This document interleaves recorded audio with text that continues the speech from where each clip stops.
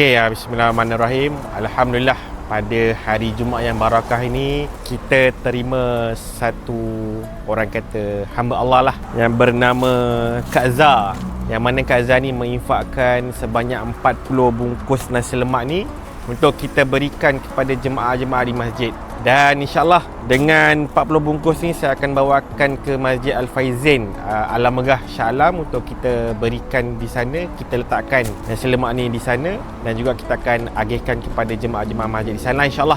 Dan kita mengucapkan ribuan terima kasih kepada Kak Zah untuk infakkan 40 bungkus nasi lemak ini, dan kita mendoakanlah kepada Kak Zah semoga dimudahkan rezeki, diberikan kesihatan yang baik insyaAllah. Nanti kita update bila kita sampai ke masjid nanti. Assalamualaikum warahmatullahi wabarakatuh. So di depan saya ni adalah Masjid Al-Faizin untuk kita serahkan 40 bungkus nasi lemak infak daripada Kak Niza ataupun Kak Zah. Kita akan letakkan masjid ni, insyaAllah kita akan berikan nasi lemak ni kepada jemaah-jemaah yang akan solat Jumaat di masjid ni.